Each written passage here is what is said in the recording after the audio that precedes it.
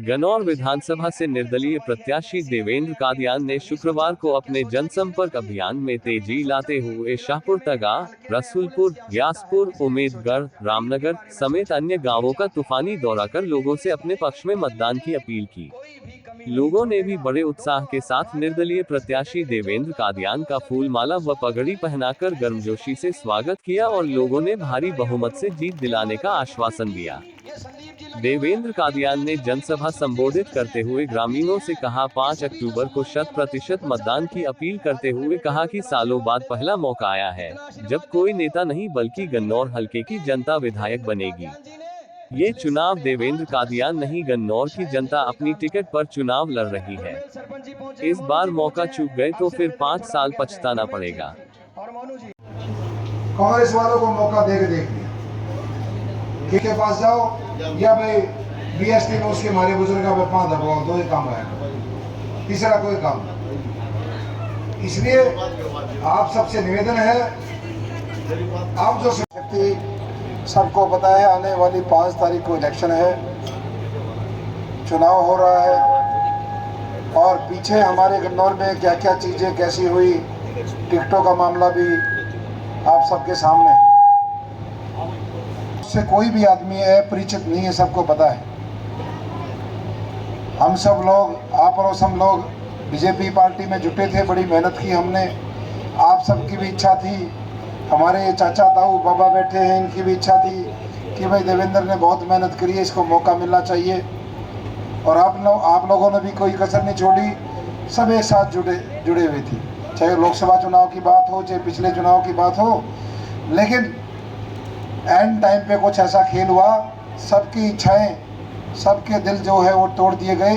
Party ने एक गलत फैसला लिया, एक तानाशाही फैसला लिया, एक ऐसे आदमी को टिकट दे दी जिस आदमी का बीजेपी से कोई मतलब नहीं था, जिसने बीजेपी को हरवाया सरेआम, और एक ऐसे नौजवान के साथ अत्याचार कर दिया, न्याय कर दिया, जो पार्टी के साथ 24 घंटे विपरीत परिस्थितियों में भी खड़ा रहा, जिसने पार्टी की खुल के मदद करी। एक अकेला आपका बेटा ही मैं जो डटा रहा, जब ना किसी से बहकावे में आया। क्या मौके के एमपी वो भी कांग्रेस की वोट डलवा रहे थे, एमएलए भी कांग्रेस की वोट डलवा रहे थे, बहुत सारे लोग, इन्होंने सारे के सारे। देखिए, हमारा तीसरा राउंड है, हमने पूरी विधानसभा को, अभी हमारा तीसरा राउंड चल रहा है, तीसरे के भी आधे गांव हो गए हैं और जिस तरीके से लोगों का प्यार मिल रहा है, छत्तीस बिरादरी जैसे बढ़ चढ़कर अपने बेटे को, अपने भाई को आशीर्वाद दे रही है।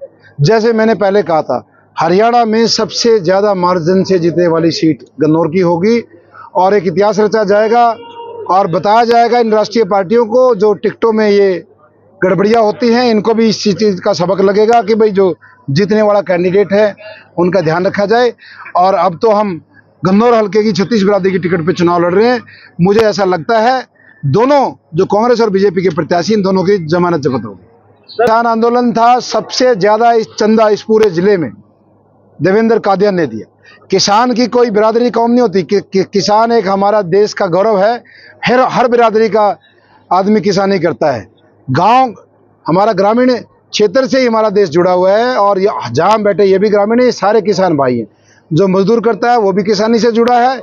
हमने बढ़ चढ़कर किसानों के मुद्दों को उठाया था और जहां तक आपने कहा रेसलरों के बारे में, अकेला देवेंद्र कादियान ही ऐसा था पार्टी में जिसने खुल के खिलाड़ियों का समर्थन किया था और खिलाड़ियों ने मुझे फेडरेशन के चुनाव में मुझे प्रत्याशी बनाया और खिलाड़ियों ने मुझे चुनाव जिताया। अभी बजरंग पुनिया ने और विनेश फोगाट का जो ग्रुप था, इन्होंने मुझे फेडरेशन में चुनाव लड़ा और मैं चुनाव जीता भी। आज मैं WFI में सीनियर वाइस प्रेसिडेंट हूँ।